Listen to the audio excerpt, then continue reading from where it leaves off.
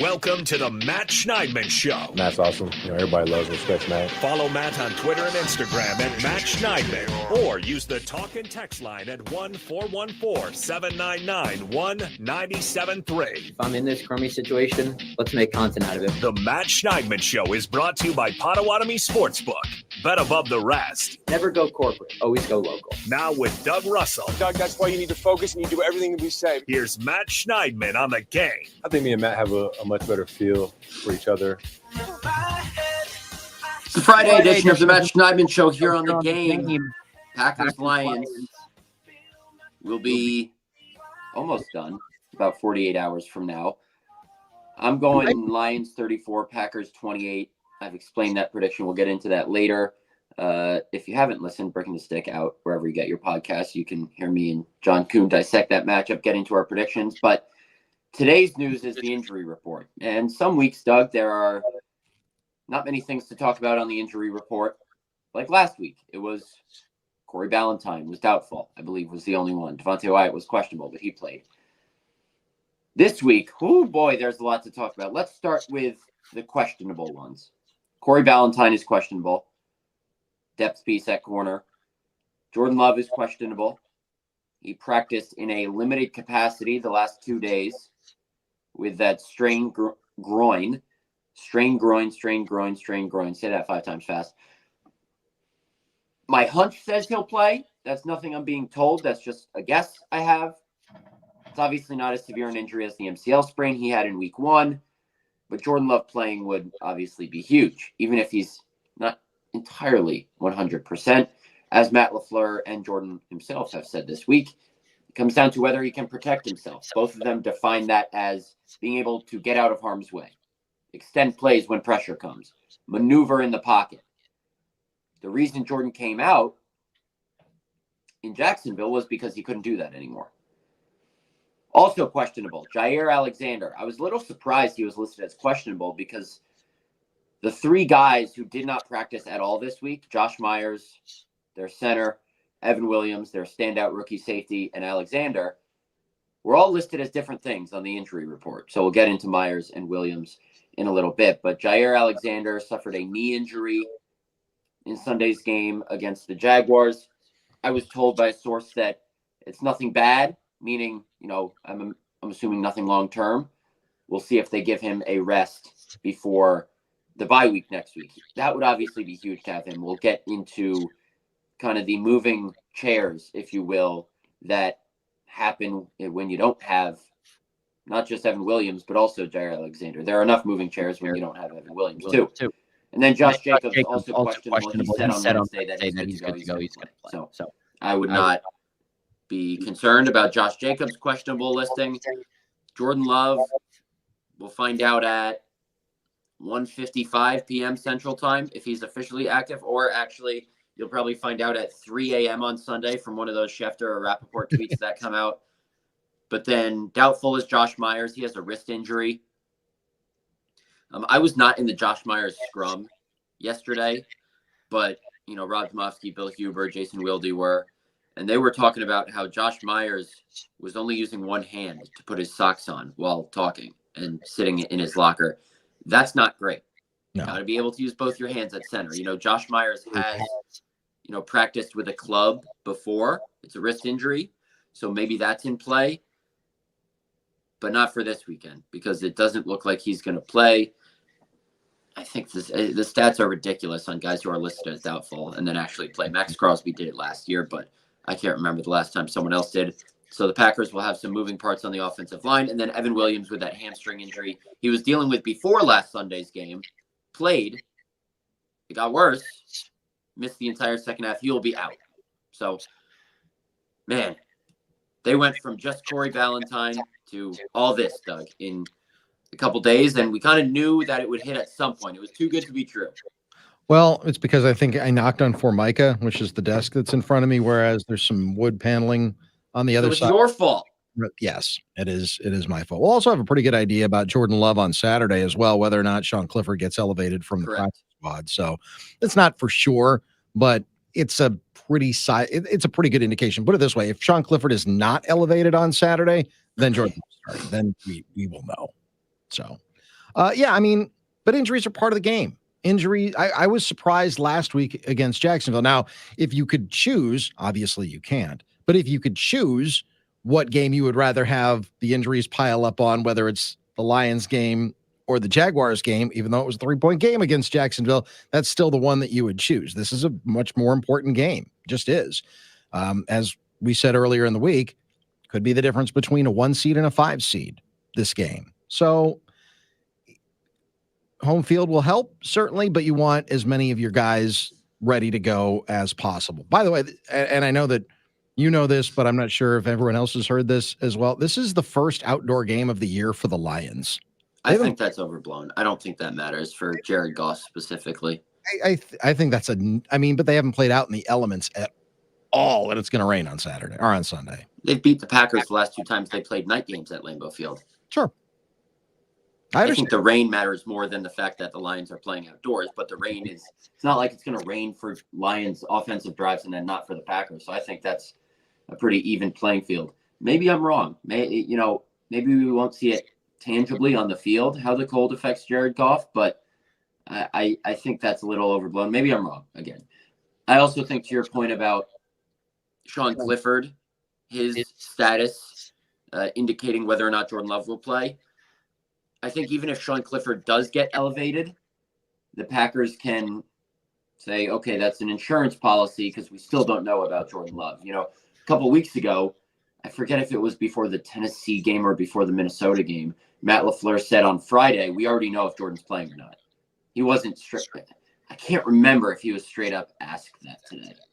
He probably was, and I just forget his answer. But I think even if Sean Clifford is activated, that doesn't necessarily – it obviously, makes it lean toward Jordan's not playing.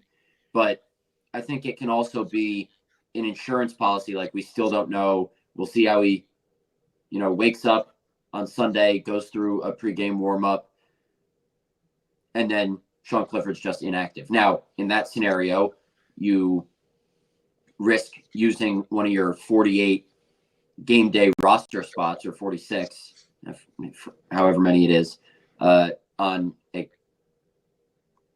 non-active. What I'm trying to say is you could use Sean Clifford's roster spot on a special teamer for game day. Sure. But by bringing him up, you take that out of the equation. One of the elevations is what I'm saying. So they could, for example, elevate Robert Rochelle. But if they use that spot on Sean Clifford, then you have one less guy who's going to contribute on special teams. Possibly. Well, and oftentimes they only elevate one guy. I think you can elevate 2, right, from the practice squad every week. So, they've done 1. I don't know if they've done 0 at all this year. I think they've always elevated at least 1 guy. But they've done 1. They've done 2. Yeah. I can't remember if they haven't done any. But, the musical chairs on the offensive line are going to be, I'm imagining, Elton Jenkins moving to center. He came in for Josh Myers a couple weeks ago. I think it was against the Cardinals when he first sustained that wrist injury. Jenkins came in for a little bit. Myers missed like 1 play. I think he's one tough SOB. Matt LaFleur called him, one of the heart and souls of this team. I really think he is. Guys care about him. He's gritty. He's durable. Losing him, while not the worst case scenario from a performance perspective, you can lose more important players. He's a sturdy guy and, a tough guy, tough as nails. So it's got to be something pretty serious if he's not going to play. So I think Elton Jenkins goes to center. Sean Ryan moves from right guard to left guard. And then Jordan Morgan goes to right guard. Now, is it possible, because we don't get to watch all of practice during the regular season, that maybe they're repping Jordan Morgan at left guard and Sean Ryan sticking at right guard because that's where he's played the majority of the season? It's possible, but I would imagine that a guy in Jordan Morgan, who, to my knowledge, hasn't repped at anything but right guard since getting to the Packers, since that's the position at which they determined he would have the best chance to start, I would imagine he just slides in there, and Sean Ryan, who's played left guard before, slides over to left guard. So we'll see. Lions are still generating 5. What did you say? I said we'll find out at about 3:25. We'll find out about no, actually, before that, because when they do offensive line warm-ups about 50 minutes before the game, yeah, that's true. It's a good point. We'll be able to tell who's starting. So stay tuned. to Twitter at 2:35 p.m. Central Time on Sunday. The Lions are still generating pressure even without Aiden Hutchinson. I'm going to grab my notebook at the break because I have a bunch of numbers about the Lions and just how balanced of a team they are. But Colton Pouncey, who covers the Lions for us, and I did a big story diving into the matchup, going back and forth on a bunch of stuff from Jared Goff to Jordan Love to the Lions pass rush without Aiden Hutchinson. That's up on The Athletic as of this morning. So go check that out if you want a deeper dive into the opponent's view with also a good amount of insight from myself on the Packers. And then in the secondary, I think we have some audio of Jeff Hafley talking about all the moving parts there, but the assumption is that Evan Williams, who has earned that starting deep safety spot next to Xavier McKinney, is obviously out. That's not an assumption. He's out. But the assumption is Javon Boldin, who they worked all last week at the nickel, will move back to safety. I'm assuming he took, the majority of the reps there this week, if not all of them. And then Keyshawn Nixon goes from outside corner to nickel. And then Eric Stokes and Carrington Valentine, if Jair Alexander doesn't play outside corner. And Jeff Hafley said this week that Carrington Valentine is going to play more and more. I don't know if he meant that just this week or regardless. I mean, Eric Stokes isn't the answer, but he might be thrust into action because they have no other choice. So take a listen to the ever detailed Jeff Hafley about all the moving parts in his secondary, which we'll see again on Sunday against the Lions. We've got a lot of competition in the group, period. I mean, if you look right now in the corner room, we've played a lot of guys and we'll continue to do so. There's guys that have stepped up in practice and I thought had a really good week, just like last week. And we'll rotate those players as we see fit. Obviously in the safety room too, we've moved people around. Bulls played nickel, Bulls played safety. Last week, Bull had to play both, which is definitely not easy for a young guy. I mean, the thing with Bull last week, you give him a lot of credit. He's like, I said to Bull last week, I thought he had his best week of practice at the nickel position. And there was a couple times he was disguising and doing things, and I kind of smirked, and I was like, Bull, that's really good. You got me on that one, and I was going to tell you to get back in, and I saw you do it late. So it was so cool because he took such a good step at that position last week. And then what happens? Then he's got to go in and play safety, and he hadn't really practiced at that position. So now for a rookie, that's hard, right? It's like everybody wants to ask and play the rookie here, put this guy here. I mean, it's not always the easiest thing to do. So I give Bull a lot of credit for what we've asked him to do. I think he's a really good player, and I think he's having a really good rookie year. But to have his versatility, I think is huge.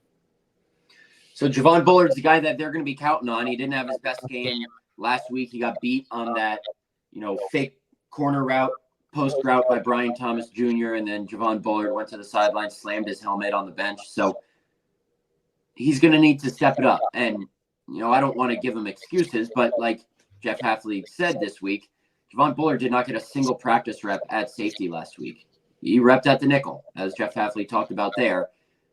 But because of Evan Williams' injury, Javon Bullard had to go back to safety. So maybe he'll shore some things up with a full week of prep at safety.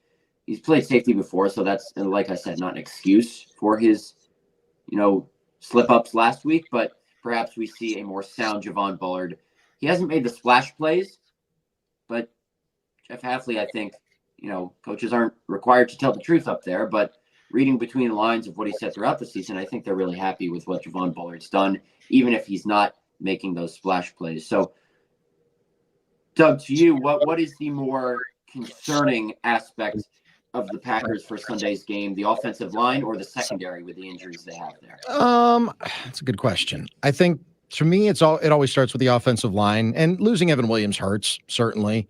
And with his hamstring injury, hamstrings are always tricky. You don't know how severe it is. Sometimes the only thing that helps it is rest. And as you said earlier, he had been dealing with the hamstring injury for a while and then went out there and tried to get it through, which you give him credit for, of course, especially a young player wants to go out there, prove himself. He's had, I think, a wonderful rookie season, as we've talked about throughout the season.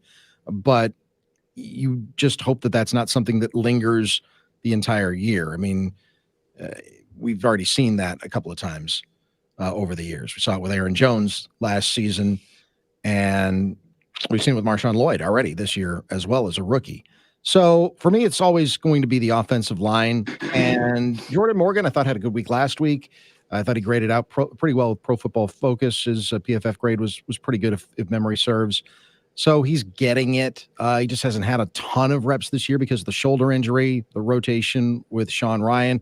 You slide Ryan over. I think they'll be okay if they slide Ryan over at from right guard to left guard and then use Jordan Morgan at right guard. So it's concerning, especially when you're going up against arguably the best team in the NFL and record-wise, certainly the best team in the NFC. Hugely important game, as we've talked about. But I always, if you're going to pick one or the other, for me, usually it starts in the trenches. That's fair. And like I said, next segment, we'll get into some of the advanced numbers regarding the Lions and maybe where the Packers can get some points or take away some points and maybe exploit the Lions to pull off what would still be considered an upset. I think the line is it -2.5? I got to check what it is at Potawatomi Sportsbook.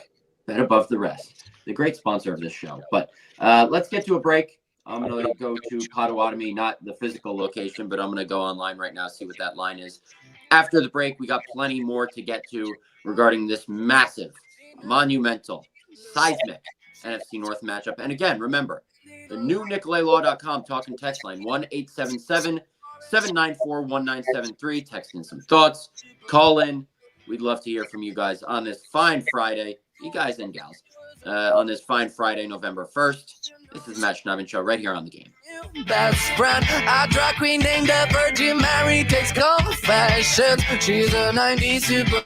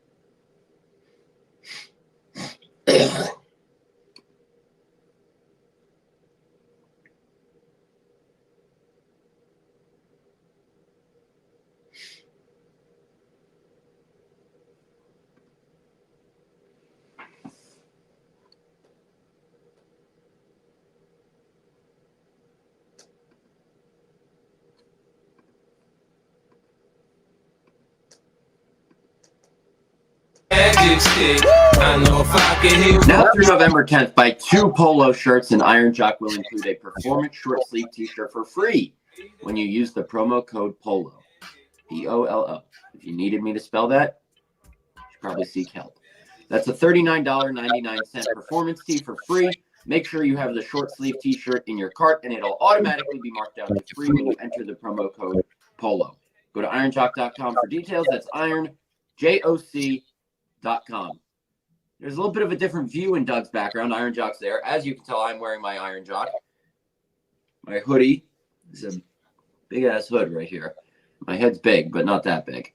So go get your Iron Jock. I'm going to wear this hood for this segment now.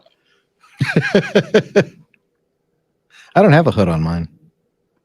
Now, well, I need to listen to this to see if it's anything notable, if he's actually reporting something. But Ian Rappaport tweeted out a clip from the Insiders, their show with him, Tom Pelissero, Mike Garafolo on NFL Network, that as Sunday looms, Packers QB Jordan Love appears to be preparing to face the Lions. I don't think that's a report. I just think that's, I mean, I'd have to listen to it, but I'm on live radio, so I can't right now. I would imagine that's just his read of.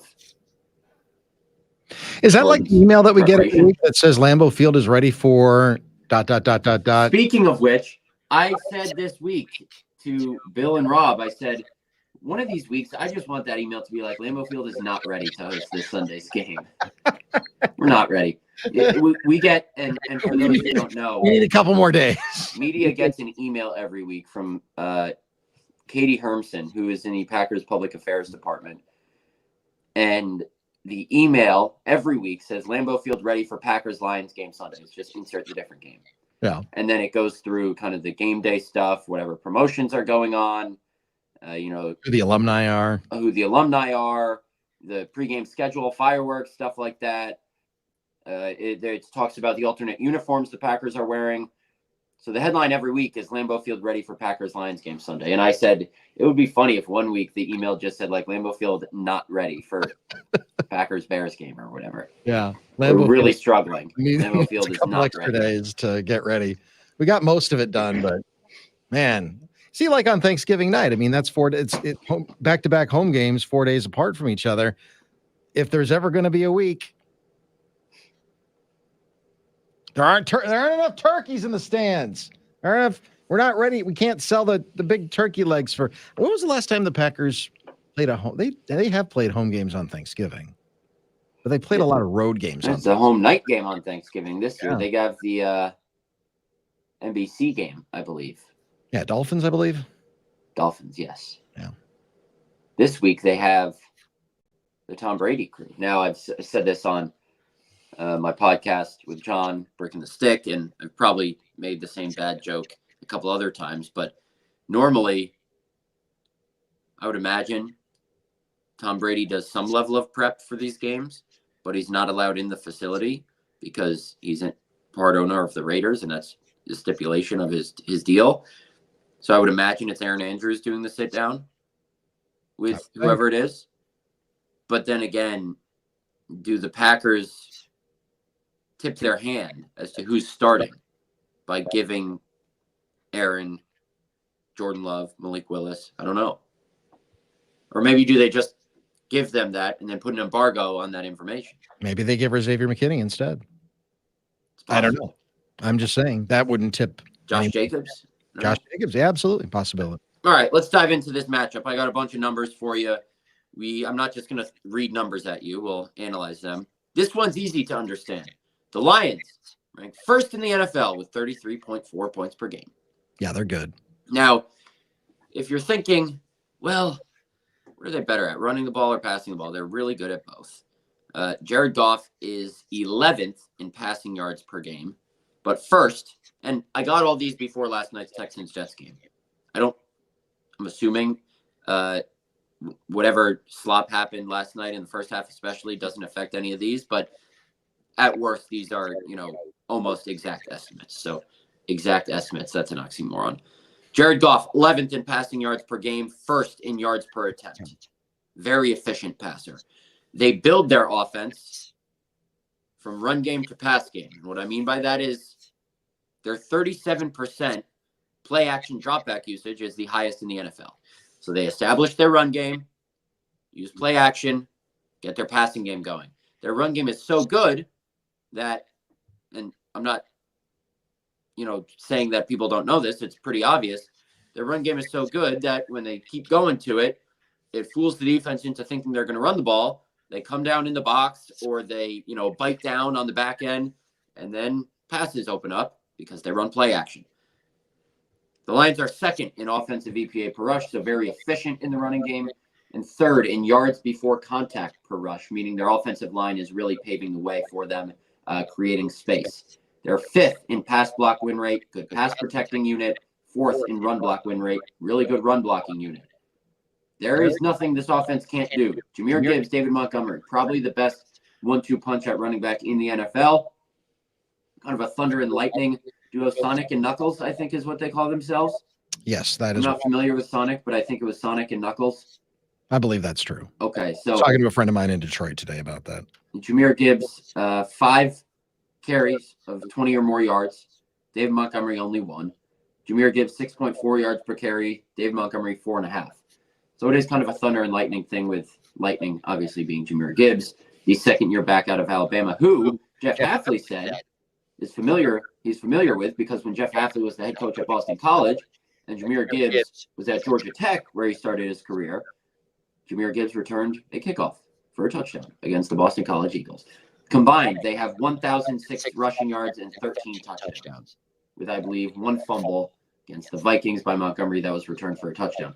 There is no weakness for this offense.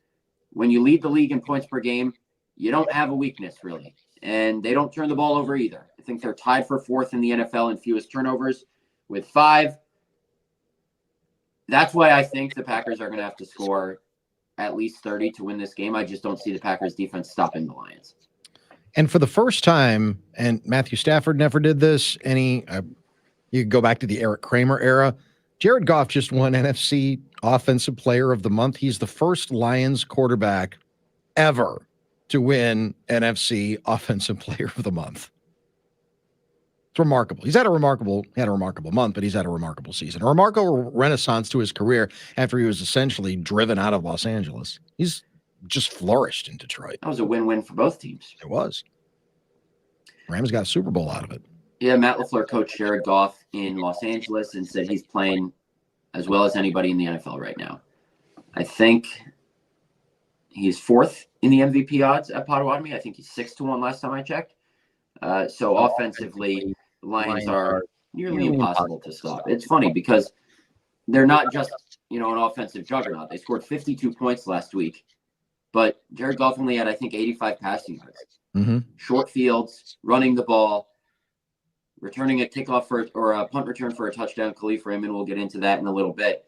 On the defensive side of the ball, 8th in scoring defense, 9th in rush defense EPA per snap, 6th in defensive pass EPA per dropback.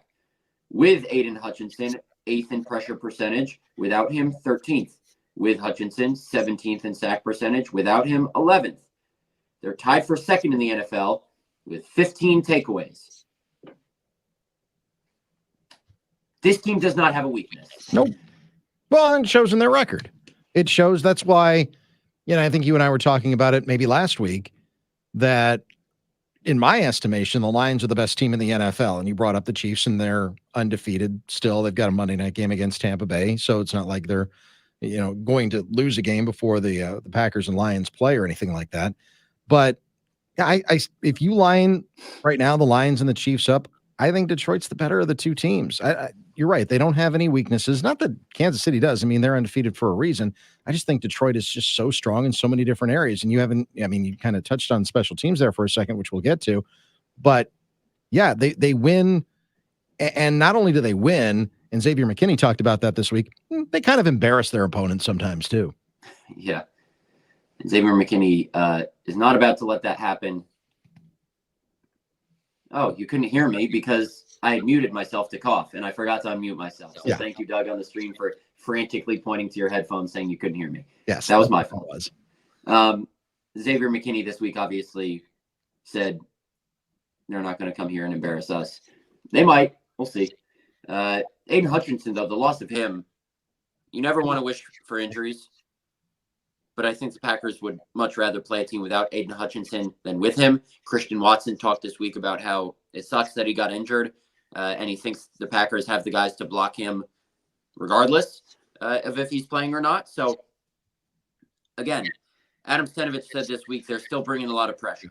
They're still blitzing a lot to maybe try and simulate or produce some of the pressures that they got when Hutchinson was just doing it himself. And they need to find different ways to pressure the quarterback. They're still sacking the quarterback, as I said, 11th in sack percentage compared to 17th with Hutchinson.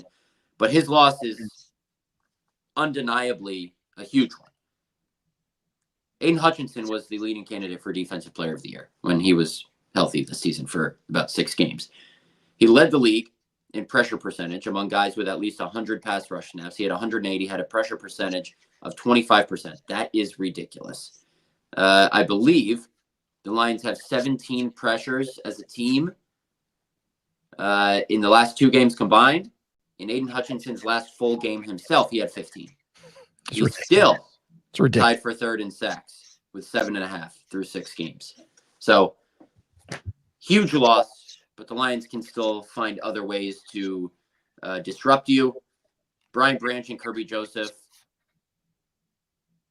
I would say, are the best safety duo in the league. I know some fans listening to this show would argue that's Evan Williams and Xavier McKinney. You might have a case there too, but these guys are ball hawks. 9 interceptions combined, both really good players. It was Kirby Joseph who had, I think, 1 or 2 of Aaron Rodgers in the red zone a couple years ago in Detroit. Mm-hmm. He's a really good player. Brian Branch, obviously. Packer fans probably weren't thrilled at the time that they traded back in the 2nd round with the option to take Branch. He was still on the board, but the Packers ended up with Jaden Reed with their next pick. So I think they're just fine with that. Yeah. This defense is good too, Doug. Like I said, this team does not have a weakness. It is going to be difficult to beat them. I think the Packers can score, though. I think the Packers have an explosive enough offense, especially if Jordan Love plays, and even if Malik Willis plays, to put up points on this team. Could it be a Josh Jacobs heavy game, especially if Jordan Love isn't 100% able to maneuver around the pocket, create with his legs? Sure, but the Lions are, by my favorite metric, a top 10 run defense. 9th in rush defense EPA per snap. So that's not going to be easy either. We'll see how the Packers attack it.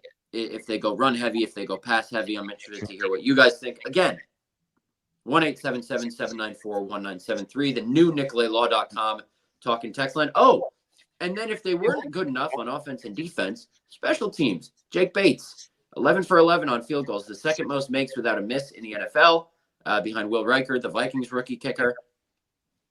The Lions are 1st in kick return average, 35.5 yards. That's only 6 attempts, though. 3rd in punt return average, 16.6 yards per punt return. That's on 19 returns. And last week, Khalif Raymond had a 90-yard punt return touchdown. So this is, you could argue, the most complete team in the NFL. If the Packers win this game, though, you can make a case that the Packers are the best team in the NFL. I understand the Chiefs still haven't lost, so they get to stay at the 1 spot for now. But I'm just saying you can make a case because the Chiefs haven't looked great. They've still found ways to win. There's tremendous value in that.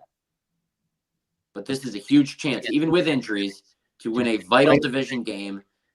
Perhaps that pushes Jordan Love over the top to play. That there's so much at stake with this game, not falling 2-2 in the division, winning the first game of what could be an important tiebreaker down the line. This is about as important as it gets for a week. What is it? Week 9 game? 9 in the regular season. Yeah, it is. It's huge. And what I've said all week long is that if you take this season as a totality and as a whole, I mean, yeah, week 16, week 17, week 18 games, and just kind of the way that the schedule falls and how teams perform. Yeah, there's win and in scenarios. There's win and win the division scenarios, and that's all well and good.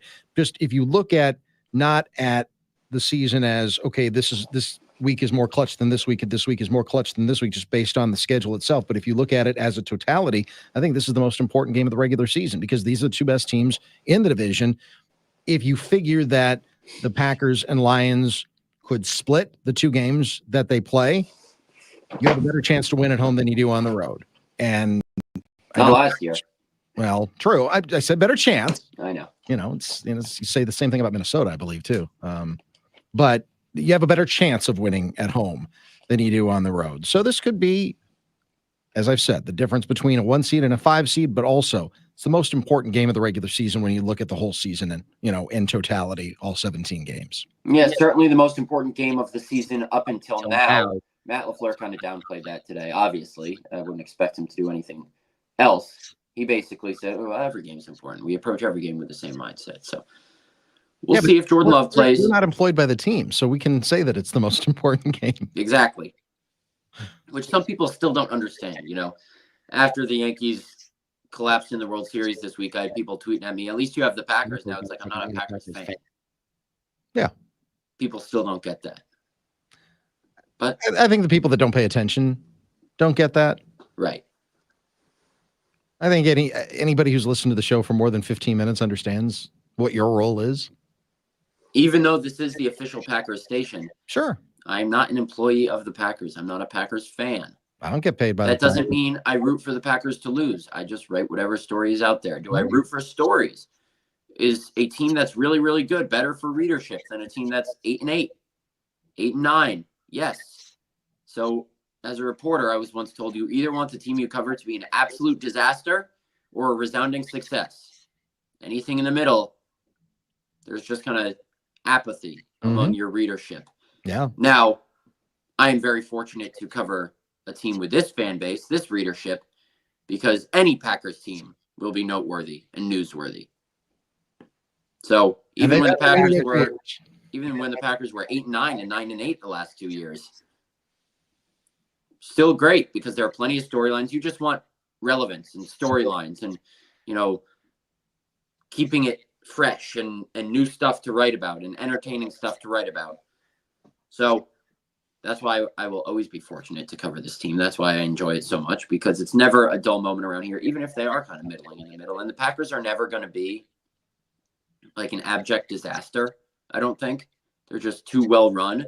So that's why you not root for them as a fan, but you say to yourself, okay, instead of middling around, maybe sneaking into the playoffs, a one-game exit, a deep run would be great for readership. Not for my fandom, for readership. And it also is a bucket list item of mine to cover a Super Bowl. So do I hope the Packers make the Super Bowl?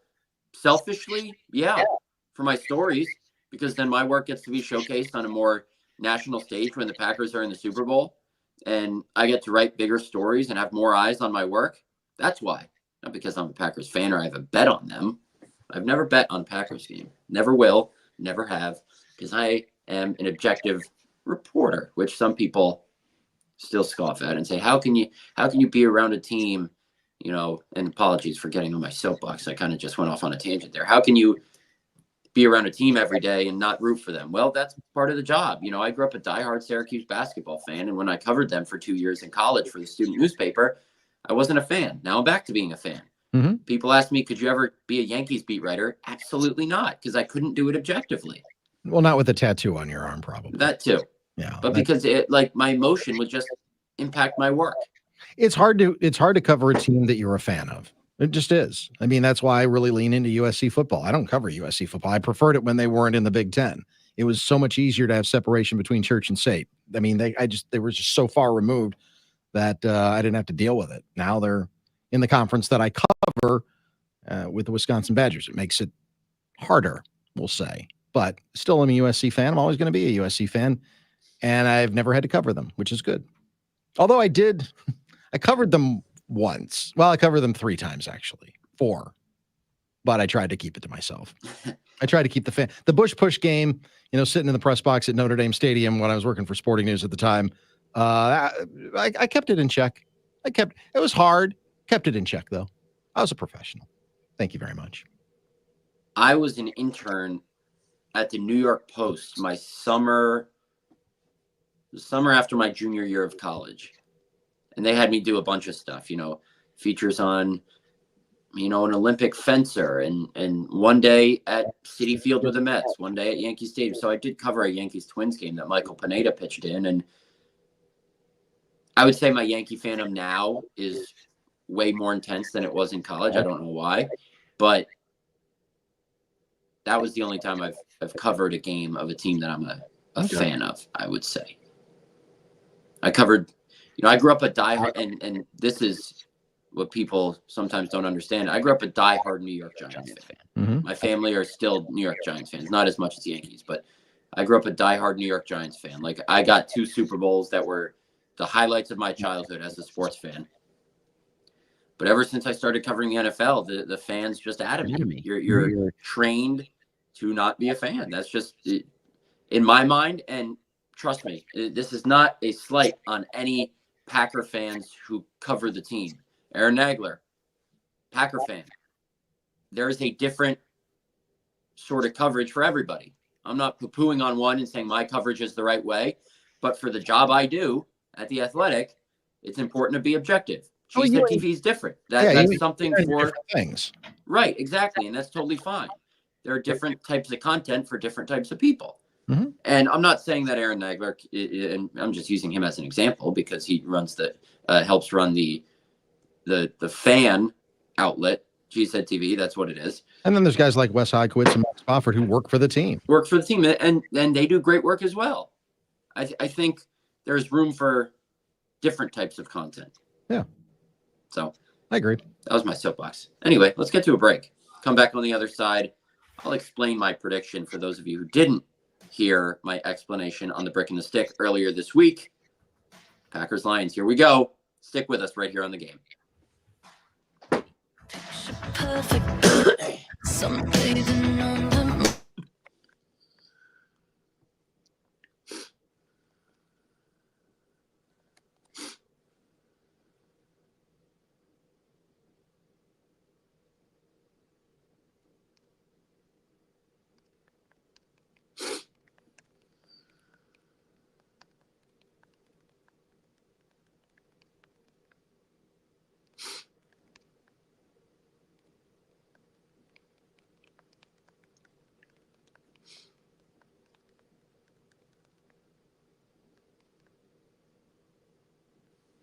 Really?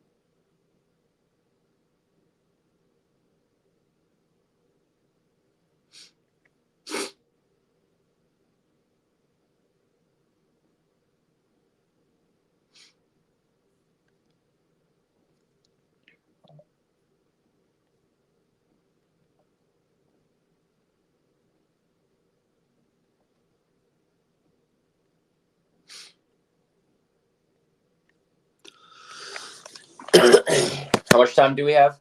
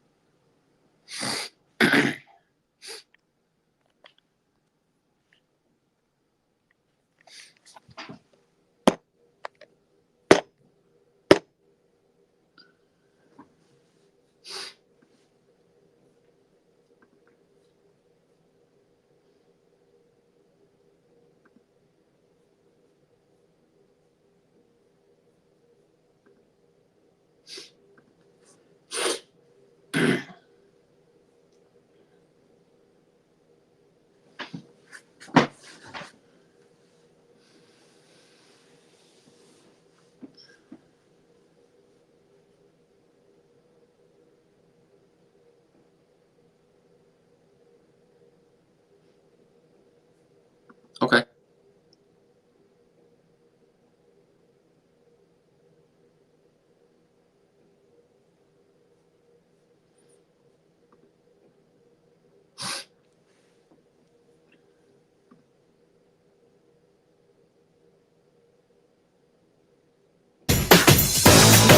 Back here on the Matt Schneidman Show, wrapping up Friday, November 1st. As I mentioned earlier, my prediction, Lions 34, Packers 28. I just think this Lions offense has too many ways it can beat you. I think it's a high-scoring, close game. Lions ranked 20th in the NFL in yards allowed per game with 349.4. So there's going to be opportunities to push the ball down the field. They rank 8th in scoring defense with 19.1 points per game, so they bow up when it matters. And part of that is they take the ball away. 15 takeaways. Nobody takes the ball away as much as the Packers. A league high 19 takeaways, but I think the Packers have a good enough offense to move the ball down the field and capitalize more so than other teams have been able to, even though the Packers and Jordan Love specifically have not been good enough taking care of the ball. They got to have a clean game taking care of the ball if you want any chance in this game. You cannot give the Lions any extra possessions. I don't know if the Packers can do that, and I don't think they can consistently stop them and take the ball away multiple times against a team that doesn't give the ball away. So I'm going Lions 34, Packers 28. Doug, I know you don't make predictions, so let's go to the NicolayLaw.com talking text line. Excellent. I like that plan. Let's see. This is Matt in Milwaukee. He writes, Matt, at least you're a fan of a team in another sport. Jason Wilde says he can't be a fan of a team in any sport. Okay. Well, that's Jason. James from Beaver Dam writes, the game on Thanksgiving is on Netflix. Is that on Netflix, really? There's no way. That's James from Is Beaver it Dam. really? This is, I don't know. This is I'm looking that up right not now. the Department of Corrections or anything like that. Scott in the 920 says Jordan Love's leg has been banged up most of the year. He's got an MCL now, a groin strain. Would it make sense with a wet field? Wait. Do it. I'm just going to read this. Proofreading is always great before you send I'm it. imagining he's saying, would you just sit him during the bye? Yeah, do it would make sense with a wet field. His leg would be affected. And Doug, your camera's Lions showing the defense. ceiling. I can't see you. Sorry.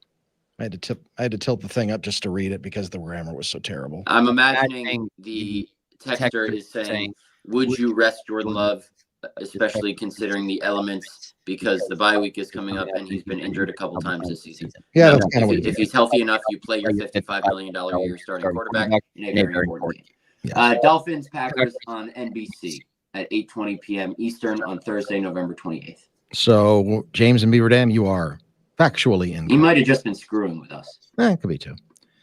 Let's see. This is from Pep's Pizza Steve. He writes, the preseason chatter was that Zach Tom could be a Hall of Fame center. Why wouldn't they start him at center and put Morgan at right tackle? Because that doesn't give them their best five, and Jordan Morgan has not taken a single rep, to my knowledge, at tackle since college. So he's way more comfortable, I would imagine, at right guard. So that's when where you say they're college, that was just last year. I mean, Right, I hear what you're saying. And that was left tackle, but Jordan Morgan has not taken a snap of right tackle. So why would they throw him out there against the Detroit Lions? Yeah. Oh, I see how it doesn't give them their best five on the offensive line. Correct. Let's see. Tim from the Shaw writes, oh my God, fans are so effing stupid. My God. Okay. That just came in. I'm not going to insult my listenership. I'm just reading. Some are. I'm just reading what came in. So those are the highlights on the Nicolay Law talking text line. Biggest thing the Packers have to do to upset the Lions on Sunday, Doug, is take away the ball. Force Jared Goff into throwing a pick or two. I'm not saying it's going to be easy. I'm saying that's the way the Packers have won games. They've been, whether it's Xavier McKinney or anybody else. I know Evan Williams isn't playing, but he's had a couple of huge plays in the defensive secondary, help win the Rams game. Be opportunistic. I think that's how you win this game. Packers have some injuries. The Lions' biggest injury, obviously, is Aiden Hutchinson, but they've learned how to deal without having him on the field for the last several weeks since he broke his leg in Dallas. So that's their best opportunity, is to force a couple of turnovers that the Lions wouldn't normally commit, in my mind. And an important thing to keep an eye on when you're watching this game is how does what happens if in this game, if at all, affect what the Packers do at the trade deadline? You remember last year, the Packers lost to the Vikings 24-10 here at Lambeau, and then they traded Rasul Douglas to the Buffalo Bills. Now, if the Packers had won that game, would they have kept Rasul Douglas? Possibly. They would have been 3-4, but instead they were 2-5. I think the result of this game is not going to change their mindset going into the deadline. I'm not sure what their mindset is. It's to buy, to sell, to stand pat.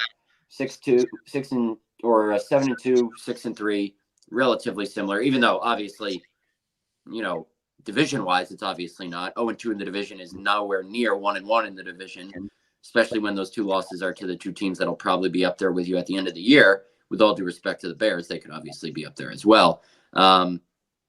But I think 6-3, 7-2 are similar in the fact that it doesn't really change your overall philosophy as a team to buy or sell. Now, if they do buy, I'm just drilled to expect them to not do anything during the season. But if they do make a trade, and by not do anything, I mean not make any, acquisitions. They did trade Rasul Douglas last year. But I would say the two most likely positions, I would think, this is just me saying this, I would think they go after our cornerback and defensive end. Yeah, you always want on it. If you can get an edge rusher or somebody who can, affect the quarterback, that's certainly where I think a lot of teams are going to be looking at the trading deadline. Were you surprised last year that they traded Rasul Douglas? Because that caught a lot of us off guard. Yeah, I think so. I still wonder if there was something going on behind the scenes there because, he seemed to be a pretty integral part of that locker room. He was outspoken, being like the offense needs to step up, basically. And he called out the offense and said, we're doing our part. If I remember correctly, he basically said, we're doing our part. They got to figure it out. And which was accurate. But I don't know if that ruffled any feathers inside the building. Again, that's just me spitballing here. That was a culture shock inside the building because he kind of embodied the culture they were trying to instill under this new era young Packers team. This year, they don't really have any glaring weaknesses worth parting with future premium draft capital for. That's been my assessment the whole time. I think they are going to stand pat because of that. Yeah, Ian Rappaport reported a couple of weeks ago that teams are interested in trading for Preston Smith. So the Packers obviously have to go out and get a defensive end if they're going to do that because they have Van Ness, Enigbari, Rashawn Gary. But after that, Aaron Mosby's played 2 defensive snaps this season. Brent Cox Jr. hasn't been active for a game yet. You might need a defensive end anyway, but if you trade Preston Smith, who I imagine they'll release after the season anyway, you definitely need him. So we'll see what happens. Do we have a show next Tuesday night because it's the election? Yeah, nobody's going to be listening to our show, but yeah, we'll be working, I think. Okay. You get a Hunter on Monday because we've got that other thing on Monday in Green Bay. What's Monday in Green? What? Aren't we taping the floor on Monday? Oh, that's right. Yes, we are. Next Matt LaFleur podcast. We also have to figure out when to drop that. Yes. Monday. Well, we got 3 seconds, so we'll see you. All right, see you guys later. Okay, bye.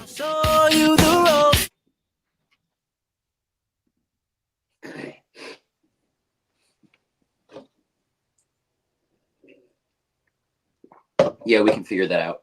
My